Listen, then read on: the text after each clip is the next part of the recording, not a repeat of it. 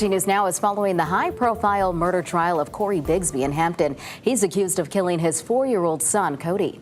And a jury is close to being finalized. Our own Dan Kennedy and Angelique Arintok were both in the courtroom again today, where jury selection continued. And Dan joins us now.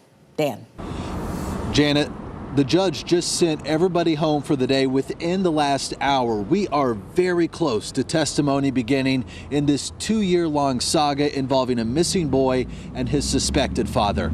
Angelique Arintok was in the courtroom with me today all day long for jury selection, which continues tomorrow. Right. Court proceedings will pick back up at 9 a.m. From a pool of nearly 70 potential jurors, attorneys and the judge whittled down this group to 26 people just this afternoon. Cory Bigsby didn't have anything to say while walking out of Hampton Circuit Court on Tuesday. Jury selection took up the first and second day of his trial. Like on Monday, prosecutors on Tuesday told potential jurors they plan to allege Cory Bigsby beat his son Codi to death and then spread feces on his body when he was 3 years old. Bigsby reported Codi missing to Hampton police in January 2022 when the boy would have been 4 years old. Prosecutors hinted Codi's mother is first set to testify, as well as Codi's now 7-year-old sibling and a Federal Bureau of Investigation agent. On the defense side, Bigsby's attorneys plan to call at least one of Bigsby's family members to testify. As the second day of trial wrapped up, there's still no jury seated. In court, several people didn't qualify because of their preconceived notions or opinions about the case based on watching previous news coverage. Supporters of Codi, like Nancy Strickland, say they're willing to wait so that officials have a fair and impartial jury. It's been a long road, very long road. A lot of searches, a lot of events.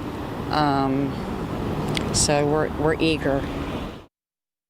At the very end of court proceedings today, the judge instructed all 26 of those potential jurors not to research this case, not to watch any news coverage about it right now, and not to talk about it with anyone, Dan. All right, Angelique, thanks. 9 a.m. tomorrow, they'll be back here. Let's give you our 3 key takeaways from the day. As Angelique was saying, we are going to get the finalized juror list tomorrow, likely tomorrow morning.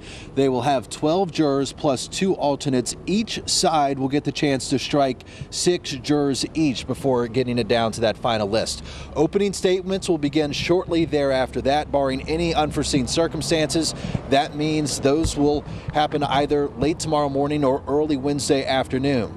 And number 3, the defense hinted during jury selection questioning today that they may make the argument that Codi is still alive and living in another state with someone else. We will just have to wait and see how the defense handles their side of the case. Now, a lot of people have been asking, what about Codi's mom? We haven't really had much of an answer up until now. We can tell you that Codi's mother is going to be in this courtroom tomorrow, set to testify as the first witness for the prosecution. We'll be there when it happens tomorrow. Reporting live in Hampton for Angelique Arintok, I'm Dan Kennedy. All right, Dan, thank you. Great job out there. We're going to continue our coverage of this trial all week long, and be sure to tune in on air, online, and on the 13 News Now Plus app.